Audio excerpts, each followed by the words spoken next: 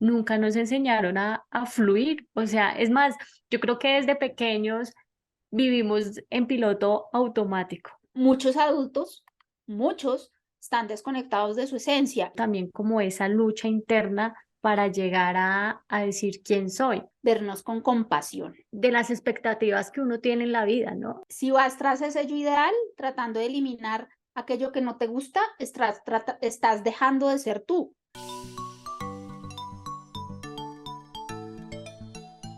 Bienvenidos y bienvenidas a un nuevo episodio más de Con Mil Cosas.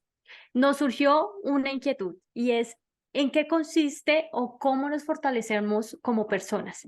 Y para hablar acerca de este tema me acompaña Alejandra Reyes. Alejandra, bienvenida. Gracias, Yadi, y gracias por tu invitación. ¿Cómo nos fortalecemos como personas o en qué consiste esa gran inquietud? El primer punto de fortalecernos como personas es comenzar a aceptarnos como seres humanos. ¿Esto qué significa? Esto significa que todas las personas, todos los hombres, todas las mujeres, eh, como seres humanos no somos perfectos.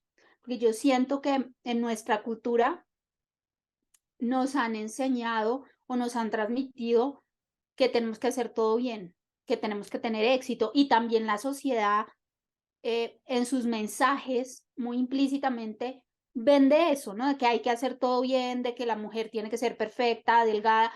Siento que en esta época está empezando a cambiar un poco esto con los temas de inclusión, pero sí siento que hay ciertas presiones sociales fuertes y que de niños muchos padres al llamarnos la atención lo hacían de una manera muy fuerte y nos señalaban y nos criticaban. Entonces, al crecer, muchas personas nos convertimos en perfeccionistas, y yo digo que nos convertimos en perfeccionistas porque yo estoy dentro de ese grupo y creo que muchas personas también lo están. Entonces, queremos hacer todo perfecto, no nos damos el espacio para la falla, para el error. Y yo creo que una primera cosa para fortalecernos como personas es empezar a trabajar en nuestro amor propio. Pero ese amor propio, claro, tú dices amor propio y está muy de moda hablar del amor propio. Y hace poco hablaba con unas amigas y decía, pero sí, el amor propio, pero ¿cómo? O sea, ¿de qué manera? No es fácil. Digamos que decía una amiga, para mí es muy difícil mirarme al espejo y decirme cosas bonitas. Que hay algo que yo le decía, ¿tú te dices cosas feas? Pues, ay, ¿cómo amaneció hoy de fea? Y dice, sí. Y yo le dije, ¿te dices cosas feas? Pues no te dices cosas bonitas. Pero ahí también surge ese tema y cómo, o sea, cómo es ese amor propio del que tanto hablan. Quiero partir por algo que es muy importante, y es: muchas personas vamos tras ese amor propio, creyendo que el amor propio es lograr alcanzar el yo ideal, ¿no? Ese yo que quiero ser. Entonces, quiero ser profesional número uno, quiero tener la relación de pareja perfecta, quiero tener éxito y tener abundancia de dinero. Todo perfecto. Todo exacto, hablando de la perfección. Y tratamos de ir tras ese yo ideal y creemos que lograr ese yo ideal es eliminar aquello que no hacemos tan bien, nuestros defectos, eh, lo que no se nos facilita, lo que no nos gusta de nosotros. Y resulta que, pues, si vas tras ese yo ideal, tratando de eliminar aquello que no te gusta, estás dejando de ser tú. Y nunca vas a alcanzar ese yo ideal. Por eso yo hablaba al principio de que somos seres humanos y que un punto radical del amor propio, entendiendo amor propio como esa relación conmigo, ¿sí? De yo cómo me hablo, yo cómo me trato, de forma amorosa y compasiva y cariñosa. Y yo sí pienso que eh, el primer punto es empezar a aceptarnos como somos. Y algo que creo que es muy importante, que hay personas que lo hacen, yo empecé a hacerlo desde muy joven y fue una de las razones por las cuales empecé, pues decidí estudiar psicología y es porque a mí me apasiona como conocerme a mí misma y entender quiénes somos como seres humanos y también cómo conocer cómo pensamos, cómo sentimos. Entonces, digamos que una de mis mayores motivaciones para estudiar psicología fue esa. Y yo llevo toda una vida como mirando hacia adentro. Eh, y pues no soy Buda, no he logrado la iluminación, mi vida no es perfecta, soy un ser humano, pero sí me he dado cuenta de cómo nos podemos facilitar la vida, que a veces nos complicamos más de la cuenta. Entonces yo sí pienso que un punto de partida es para lograr aceptarnos como somos, primero tenemos que conocer, porque hay personas, esto puede sonar para algunos evidentes. Ay, sí, yo sé que no me gusta de mí, que me gusta. Para algunos es evidente, pero para otras personas no lo es. ¿Mm? Hay personas que tú les preguntas, bueno, ¿cuáles son tus fortalezas? ¿Cuáles son tus debilidades? Y no lo tienen tan claro. Y no está ni bien ni mal, es que las cosas no hay que rotularlas ni bien ni mal, simplemente es. ¿Mm? Pero llegaste Entonces, a qué punto a decir, o necesito, no sé si sea así, pero llegaste a un punto de decir como, si necesito como amor propio, o por este camino que voy no es, o como lo que decías hace un momento, como autoevaluarte y decir qué es lo que quiero, porque lo que dices es muy cierto. A mí también hace poco me hicieron también esas preguntas difíciles de quién eres, qué quieres, y uno es como, ¿quién? O sea, parece fácil, pero a la vez no es fácil. totalmente, no es tan sencillo. Y yo creo que nunca terminamos de conocernos. Yo siento que seguirán surgiendo cosas que yo a veces me sorprendo y digo, uy, pero esto lo tengo. ¿Mm? A pesar de que estudié psicología y hay gente que te dice por ser psicóloga, no, pero tú eres psicóloga, entonces tú debes saber cómo se manejan las emociones, tú ya debes tener una relación perfecta contigo y pues no, soy un ser humano, vuelvo a lo mismo, ¿sí? La psicología simplemente es como una forma de abordar la vida y y es mi profesión que me apasiona y amo profundamente, pero eso no significa que me dé las respuestas. Y en algún momento yo sí fui tras ese yo ideal. ¿Mm? Y entonces yo decía, yo trabajo y trabajo en mí y no, y veo que no tengo resultados, ¿sí? Porque yo esperaba ese yo ideal, ¿no? Como esa Alejandra número uno. Entonces decía, no veo resultados, no veo resultados. Y entonces lo que hacía era machacarme y darme palo más fuertemente. ¿Mm? Y criticarme más y ser perfeccionista al extremo, ¿sí? Y me frustraba.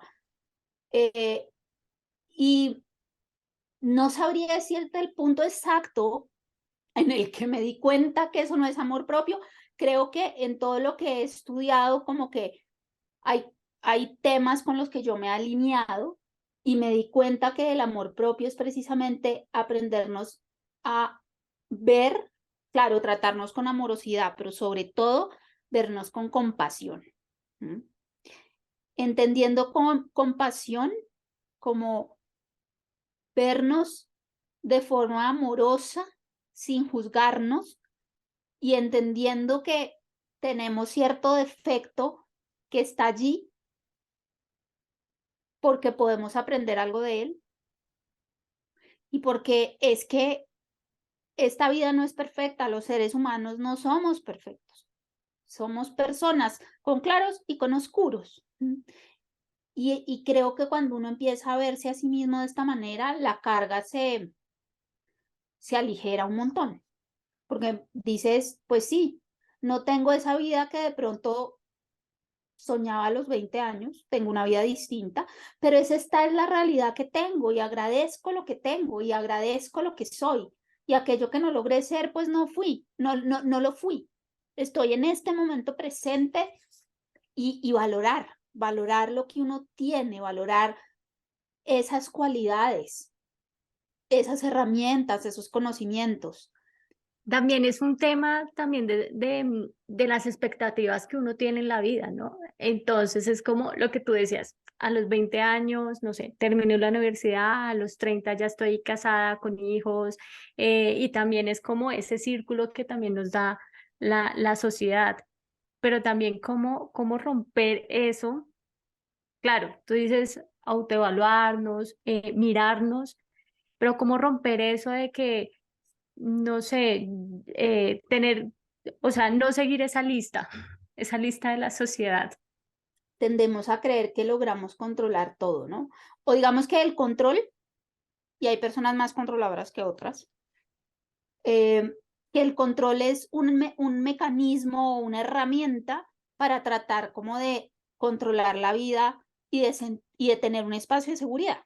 Pero realmente la vida no la controlamos. Podemos controlar muchas cosas nuestras, em, pero no podemos controlar otras muchas. No podemos controlar, o sea, la vida tiene cambios y tiene giros inesperados que hacen que de pronto no logre, eh, no sé, hay mujeres que no logran quedar embarazadas y es porque un tema de ellas o de su pareja de fertilidad. Ahí yo qué puedo hacer, se me sale del control, ¿sí? O me gané una beca para irme a estudiar a una universidad y resulta que un mes antes de irme me partí una pierna y me tuvieron que operar y no puedo viajar. ¿Mm?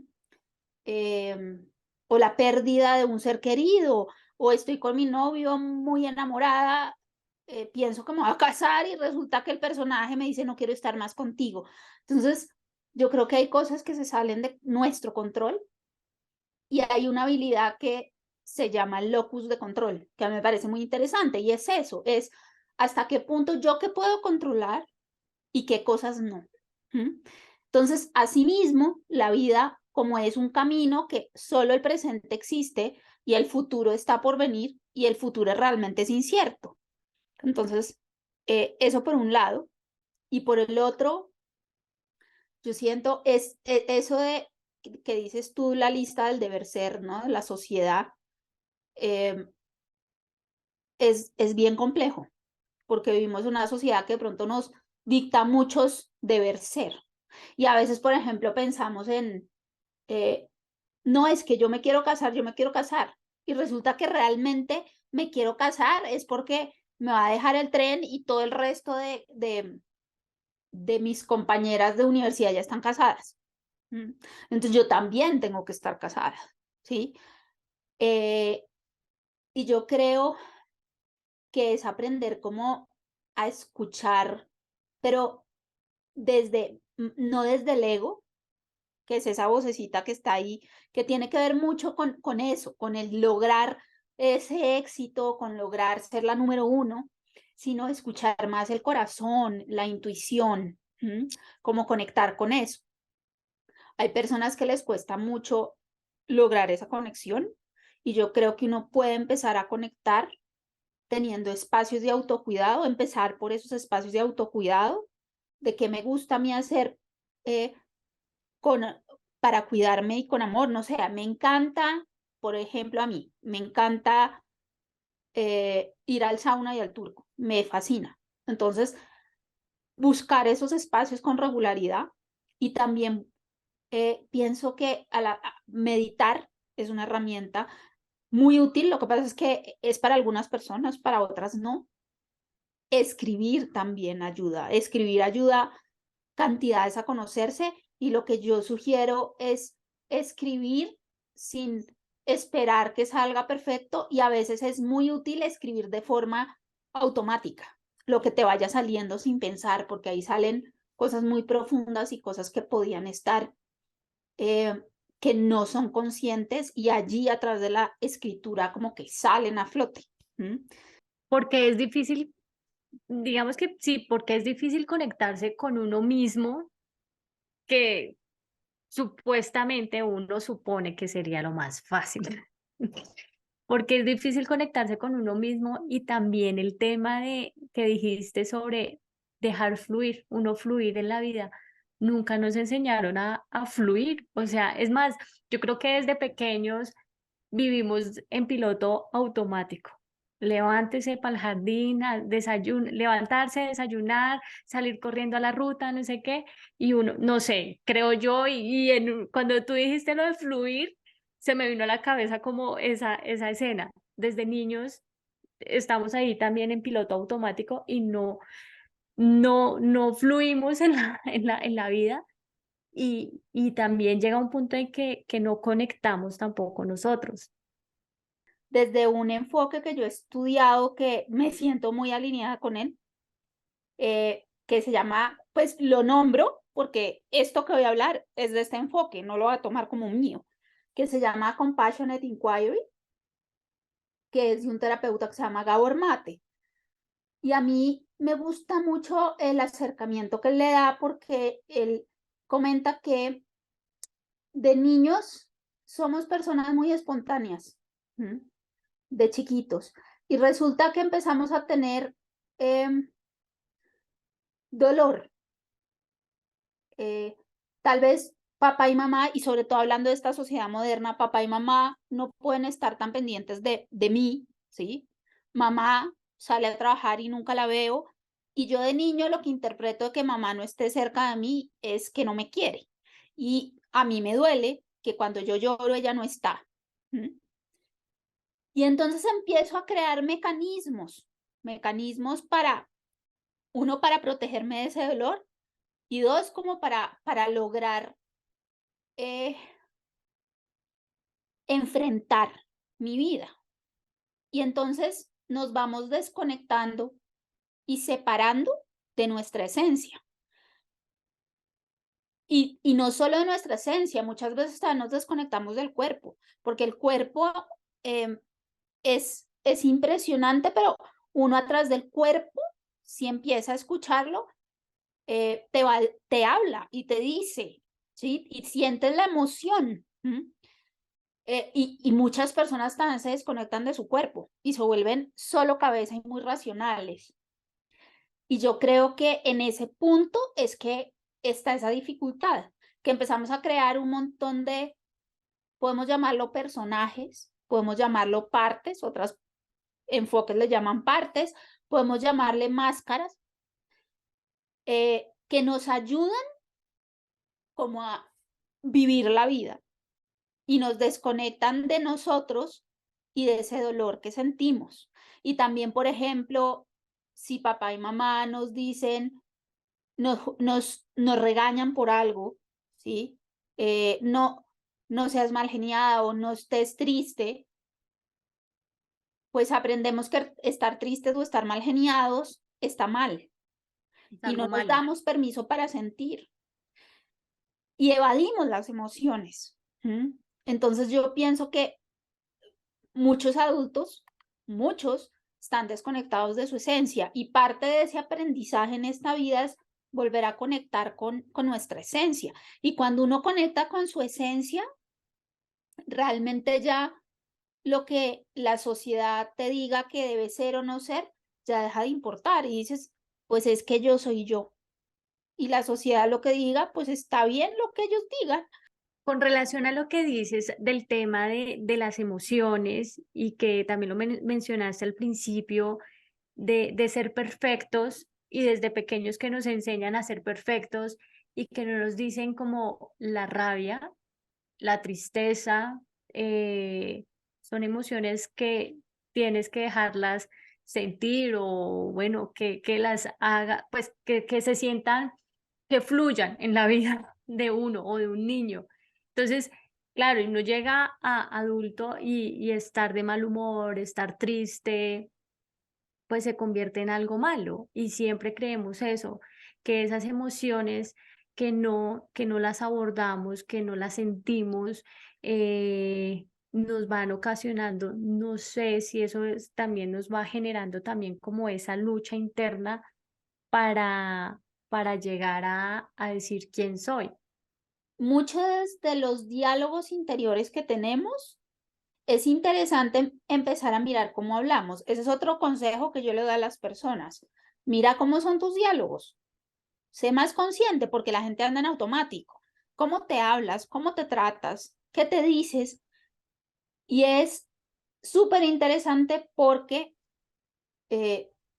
muchas de esas conversaciones y diálogos interiores son lo que yo aprendí cuando era niña, que decían papá y mamá. Es decir, es un introyecto de papá y mamá, es como un papá, un padre crítico, una mamá crítica ahí hablando, diciendo, no hagas esto, no hagas esto otro, ¿por qué no sé qué? ¿Por qué no?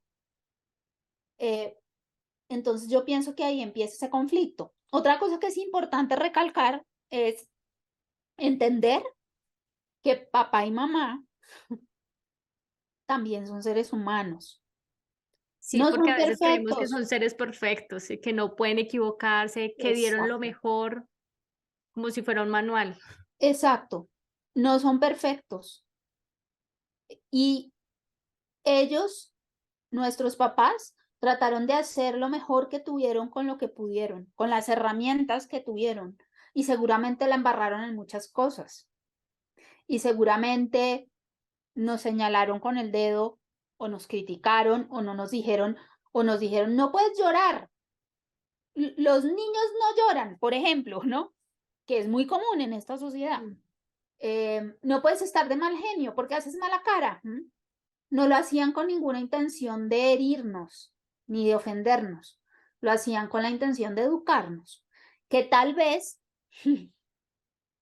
la forma como la hacían no era la más adecuada para un chiquito, para un niño, para una niña. Y ahí se crean muchas heridas muy profundas de un niño o una niña.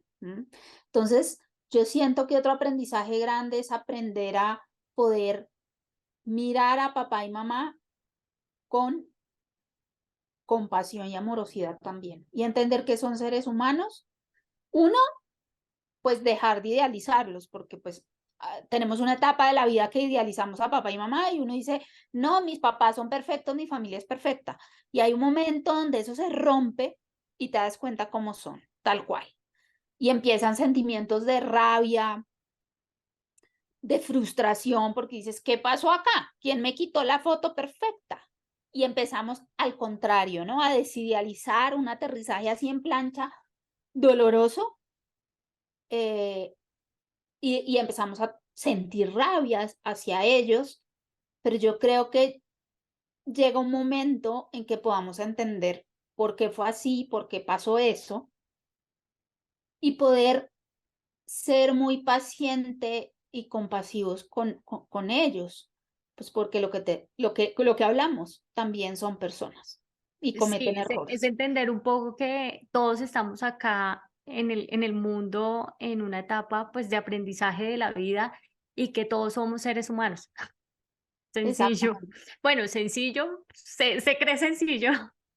exactamente. Y puede que suene hasta muy clichésudo, es que somos seres humanos, pero cuando tú realmente logras no solamente decirlo, sino integrarlo. Cuando yo hablo de integrarlo, es lograr no solamente entenderlo a nivel racional, sino también a nivel como de corazón, ¿sí? Como sentirlo y ser plenamente consciente de ello. Y cuando yo te digo eso es porque realmente yo digo, pues es que ninguno es perfecto.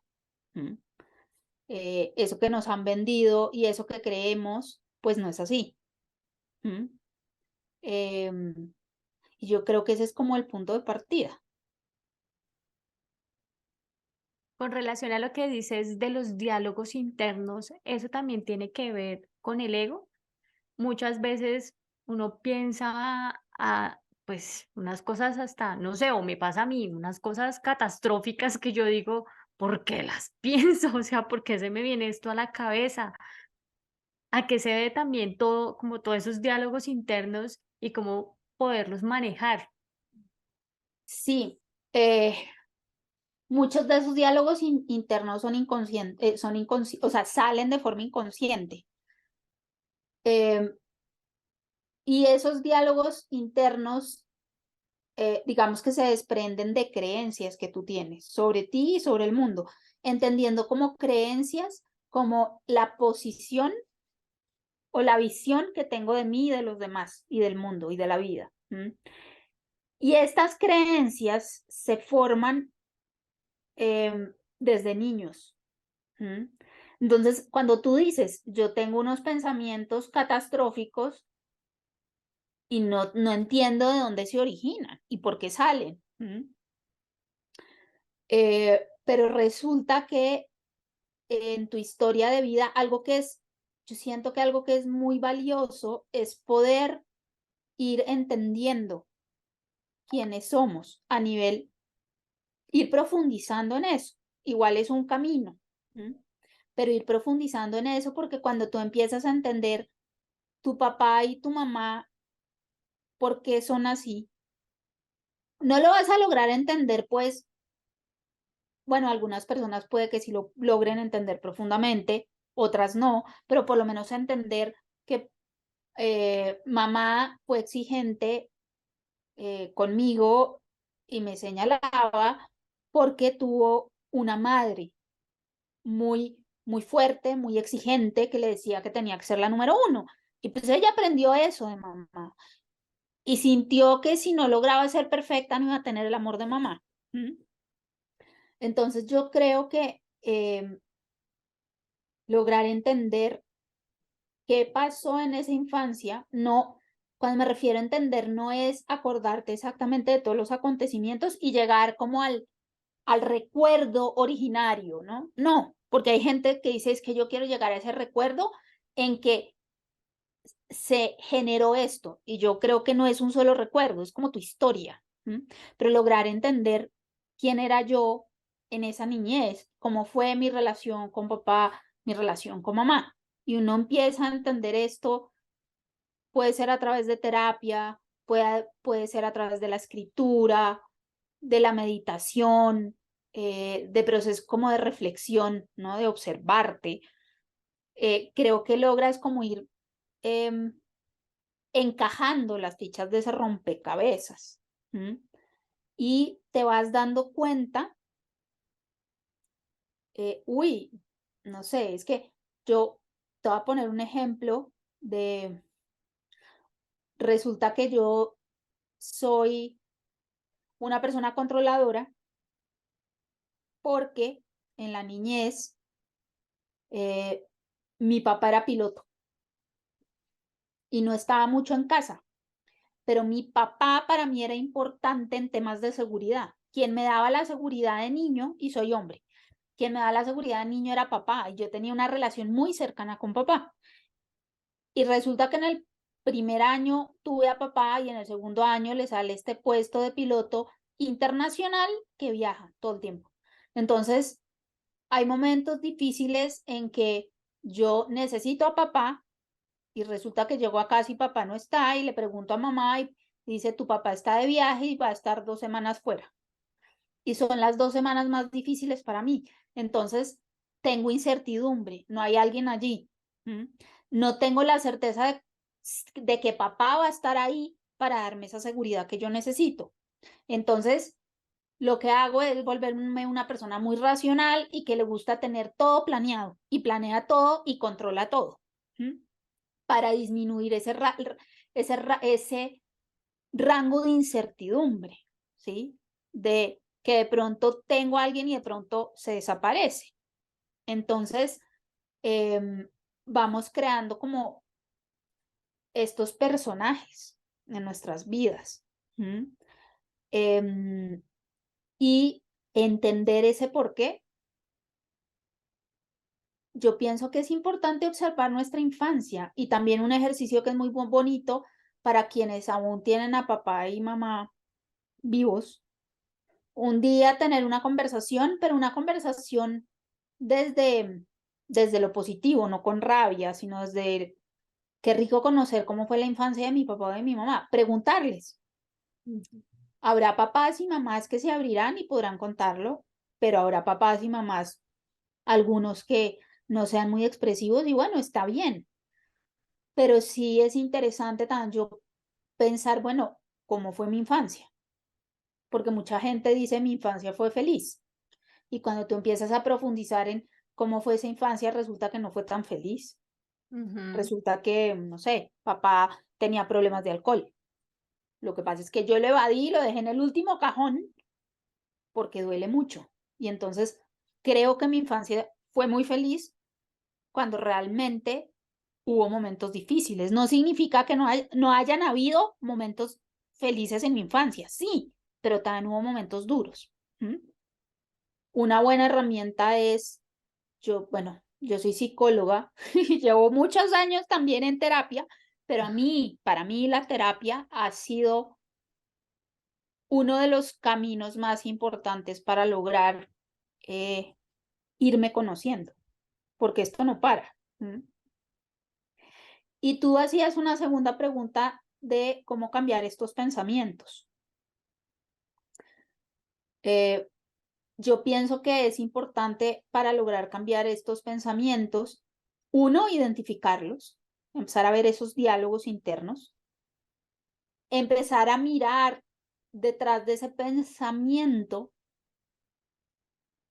qué emoción me viene.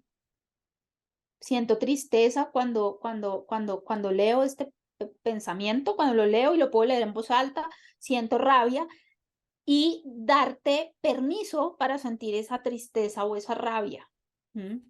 Reconocer que está allí esa emoción, porque es que también nos enseñaron que es que no podemos sentir, y yo creo que para sanar tenemos que sentir primero. Poder como tomar perspectiva escribiendo como una nueva frase, a una frase amorosa, asertiva, positiva, que le dé contrapeso a ese pensamiento fuerte o juicio de valor fuerte o crítica fuerte que en algunos momentos sale automáticamente. Para fortalecernos necesitamos salir de nuestra famosa zona de confort, como es muy llamada. Nos vamos a dar cuenta de que aquello a lo que le teníamos miedo, que nos parecía difícil, pues logramos hacerlo y nos damos cuenta de las capacidades que tenemos. Y ese salir de la zona de confort y retarnos nos permite conocernos más, y también creo que es un subidón o una inyección de amor propio grande, porque logras darte cuenta y también dices, uy, enfrenté mis grandes miedos, no sé, tengo miedo a hablar en público.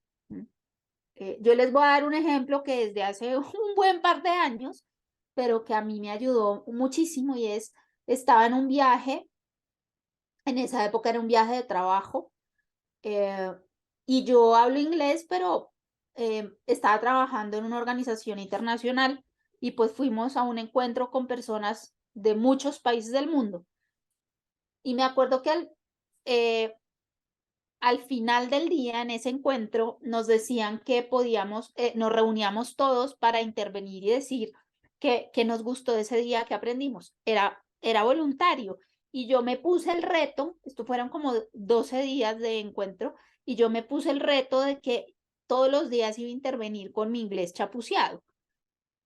Y me daba mucho miedo, pero me di cuenta que yo tenía que fortalecer mi inglés, uno, y dos, que también tenía que empezar a poder fluir, porque en ese trabajo tenía que hablar en muchas ocasiones en inglés. Y me acuerdo que me temblaban las piernas al principio, pero fue muy gratificante al final, porque me di cuenta de, uno, de lo capaz que era, que, que sí podía, y al final sí se me fue soltando la lengua. Pues no era perfecto, pero yo estaba feliz porque decía, ya puedo hablar más. Y también fue muy bonito ver cómo la gente me colaboraba. Entonces yo cogí el micrófono y alrededor se hacían latinos que terminaron después siendo cercanos, porque se hacían alrededor para apoyarme por si se me olvidaba una palabra, yo les preguntaba. Y entonces yo les sugiero que si van a salir de la zona de confort, una buena cosa es hacerlo público con gente que ustedes sepan que los van a apoyar, con esos amigos o amigas o gente cercana, porque ellos van a ser claves en si quiero echarme para atrás, este amigo o amiga o familiar va a decir, o pareja va a decir, no, vamos para adelante. Sí se puede, y también va a ser gente que te va a colaborar, que te va a apoyar y que también te va a decir, celebremos porque lograste esto. Entonces yo sí siento que salir de la zona de confort nos permite fortalecernos. ¿Cómo ha sido la experiencia de Alejandra para fortalecerse como persona? Para mí la vida, lo que tú decías, vinimos acá a aprender. Es una experiencia de aprendizaje. em, y yo llevo mucho tiempo, no sé por qué, me ha interesado como conocerme, como entenderme. Yo soy muy curiosa y me pregunto todo. Yo quiero entender el mundo. Claro, hay muchas respuestas que no tengo ni idea y nunca voy a saber, pero no pasa nada. Soy curiosa y me encanta aprender. Soy súper ñoña, me encanta estudiar. Entonces, claro, este camino de mirar hacia adentro, he hecho muchos retiros, bueno, mis formaciones que he hecho en psicología, me han encantado y me han aportado un montón como persona y como profesional, porque han sido maestrías que no solamente se trata de estudiar un tema como en un libro, sino donde hay un trabajo personal muy fuerte y muy profundo para que Aplicarlo para después tú uno puedas, mismo. claro, para que tú después puedas acompañar personas.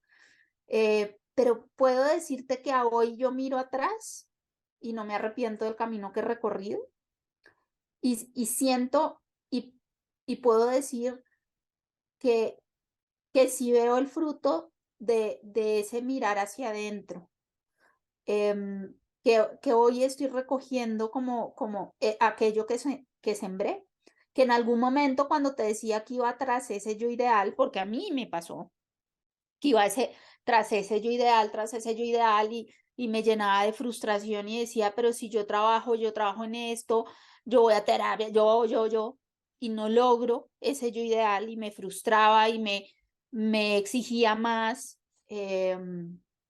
darme cuenta que soy un ser humano y que soy una persona y que tengo defectos y cualidades. Siento que ya me acepto como soy mucho más y me gozo mi presente, como que disfruto con lo que tengo, o sea, no necesito que tener aquello que me gustaría tener, no lo necesito tenerlo ya, sino disfruto como el camino, como el proceso.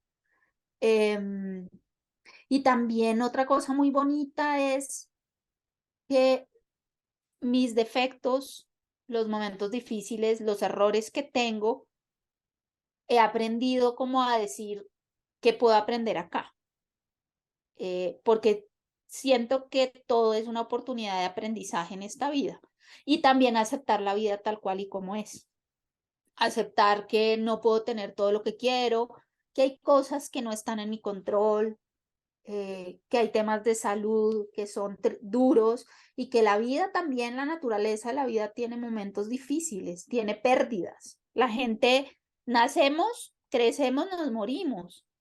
La muerte es muy dura y es muy difícil y a mí me ha tocado vivirla con varias personas y me duele profundamente, pero ahora entiendo que es parte de la vida. Eso no significa que no duele. Duele profundamente, pero digo, hay que empezar a aceptar que es así y que todos en algún momento pues vamos a trascender, porque yo creo que trascendemos. Ya para terminar, que me parece súper importante es que a veces nos dicen las personas ya adultas no pueden cambiar. Ese es un pensamiento que estaba hace unos años como, eh, ¿cómo se dice? Como que era muy normal escucharlo en la sociedad y entre personas. Y resulta es que ahora hay estudios que dicen que el cerebro, una característica importante que tiene es la neuroplasticidad. Esto quiere decir que nosotros podemos aprender nuevas cosas y generar nuevas conexiones. Es decir, que si uno quiere cambiar algo, puede hacerlo. Y uno puede cambiar y puede empezar a escribir una historia distinta de tu vida y cambiar la realidad con la que ves el mundo. Lo que pasa es que eso no es de un momento a otro, que borras y empiezas a escribir, ay, ya, perfecto. No, no es así. Si fuera así, pues todos ya estaríamos iluminados como Buda y no lo estamos. Pero sí se puede. Tú poco a poco sí puedes ir cambiando, sí puedes ir teniendo más amor propio. Y yo me he dado cuenta eh, que entre más mejor es la relación contigo, la vida se vuelve mucho más más ligera, más interesante, no sé, como llena de sorpresas. Y cuando empiezas a darte cuenta también que los demás están ahí para ti, que te quieren, que hay personas que te apoyan, que tienes una red. Cuando empiezas a ver las cosas desde el vaso medio lleno, la vida te empieza a cambiar. Las personas nos estamos dando cuenta que necesitamos cambiar muchas cosas y que estamos día a día en un cambio constante. Empezar a percibirnos a nosotros mismos y a los demás y al mundo de forma distinta. Entonces, uno sí puede cambiar, sí puedes ir cambiando. Em, y a medida que vas aceptando esos defectos, esas cosas negativas de ti y las empiezas a ver, a reconocerlas y a verlas como con amorosidad, esos defectos empiezan a ir bajando su intensidad. No quiere decir que se desaparecieron, no, pero sí van disminuyendo poco a poco, se van suavizando. Así es. Alejandra, muchísimas gracias. Muchas gracias por aceptar mi invitación.